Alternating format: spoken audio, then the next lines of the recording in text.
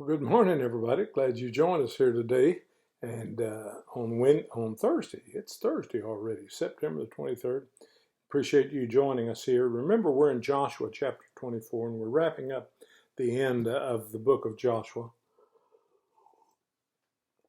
And in chapter 24, he's basically, with all the people gathered around him, he is basically giving them a history lesson, reviewing what God has done for them, and he's doing this to lead them all up to something that we said from the very first on Monday, that basically our choices, the things we choose, and some are daily, some of them are periodic, some of them are gigantic, but the choices we make and the decisions we make will not only affect us, it'll affect those around us. Not only affect us for a short time, could affect us for a long time. The consequences of choosing.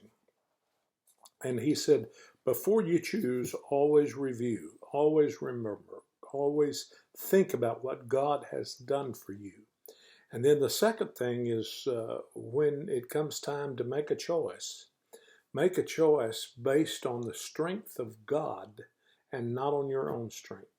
He said, you didn't do a thing, you just obeyed me, and I took care of the enemy, whether it was spiritual or whether it was physical. And so he says now it's time to make a choice. It is time to make a choice. And can I tell you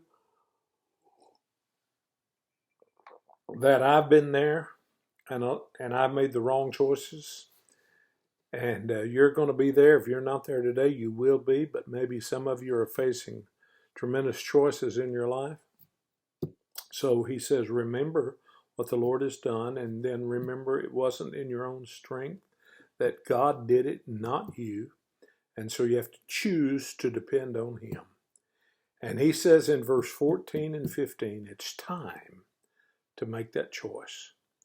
And in verse 14, let me read you, and he begins with that understanding of you remember who the Lord is, not what you can do, but what the Lord can do. He says in verse 14, now fear the Lord. Now, not fear him in the sense that he is a bully, but fear him in the sense that he's Almighty God. He is holy, holy, holy God.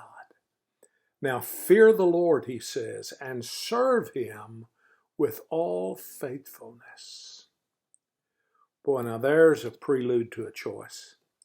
Fear the Lord and serve the Lord and do it with faithfulness. And then he says, go back and clean out your closets. Get every vestige of anyone or anything you would depend on other than the Lord. He said, throw away the gods your ancestors worshiped beyond the Euphrates River and in Egypt and serve the Lord. If your fathers brought an image of some kind, throw it away. If you've got that image somewhere in your heart and mind, throw it away. Get rid of it. And he said, whether it was beyond the Euphrates River or whether it was in Egypt, whatever it is, get rid of them and serve the Lord. You know what a lot of us do? A lot of us have bowed down to different things in our life, and when we repented and when we came back to the Lord, for some of us, we put those things on a back closet somewhere out of sight, out of mind, but we didn't completely throw them away just in case we ever wanted to backslide. You know anybody like that? He said, throw them away. You think you've been getting by with some things that I didn't know about? He said, no, you take all those images in your heart and in your tents and you throw them away. And then in verse 15, here it is. But if serving the Lord seems undesirable to you, then choose for yourselves this day whom you will serve. Wow. What? I don't have words to describe what God is saying here. If serving the Lord is too tough, if serving the Lord is too undesirable, if serving the Lord is too old-fashioned, if serving the Lord gets in your way of fun, if serving the Lord is kind of a drag for you, he said, then make a choice. Choose for yourselves this day whom you will serve. Now, do you see that? Choose for yourselves. No one else can make that choice for you. No one else can choose to serve the Lord faithfully. That is yours and yours alone. So he said, if it seems undesirable to you, then choose for yourselves this day whom you will serve. Now, while he's saying that to one person, he's also saying it to every family. He's also saying it to every tribe. He's saying it to everybody gathered there as a group, as a small family. Whatever it is, you choose to serve the Lord faithfully. And it's going to start with you yourself. And then the whole family will be responsible as they make their individual choices.